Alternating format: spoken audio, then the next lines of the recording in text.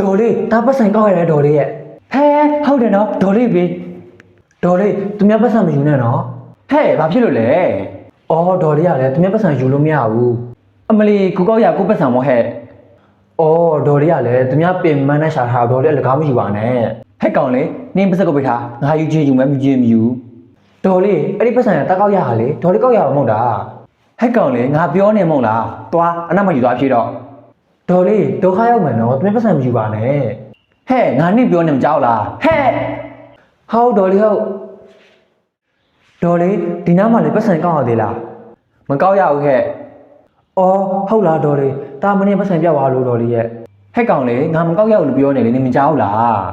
အော်ဟုတ်ကဲ့ပါတာဒီတိုင်းမကြည့်ရပါတော်လေးရဲ့အမလီနင်တို့ကရောင်းရတာမဟုတ်ဘူးဒေါ်လေးဘာကိုပြောရလဲ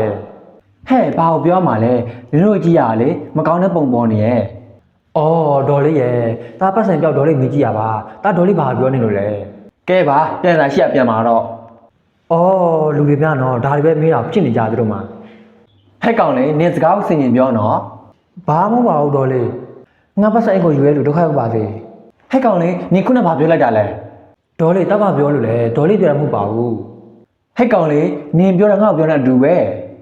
ဒေါ်လေးဘာဖြစ်ပြန်ပြီလဲဒါဒေါ်လေးပြောတာမဟုတ်ပါဘူးဒါပတ်စံခိုးရလူပြောတာပါ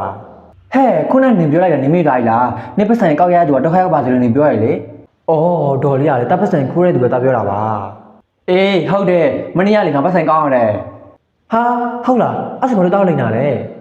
ကဲပါနင်ပတ်စံယူပြန်တော့အော်လူတွေများတော့သူများပစ္စည်းကလည်းခါယူကျင်ကြတယ်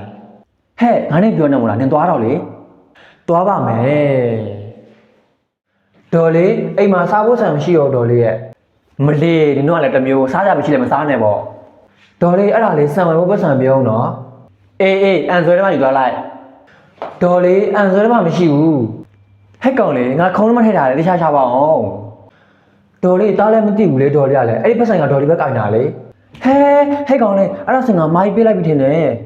ဒေါ်လေးဘာမှပေးရလဲ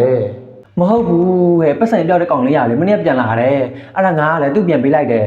အဲ့ဒါလေးငါအကုန်လုံးပေးလိုက်တယ်ဟာဟုတ်လားဒေါ်လေးအဲ့ဒါဆိုဒီနေ့ဘာနဲ့စားမှာလဲဟဲ့ကောင်လေးစမ်းလုံးဝမရှိတော့ဘူးလားဟုတ်တယ်ဒေါ်လေးစမ်းတယ်နဲ့မှအောင်မရှိတော့တာဟဲ့တော့ပါပြီအေးငါပတ်စံသွားချိလိုက်ဦးမနော်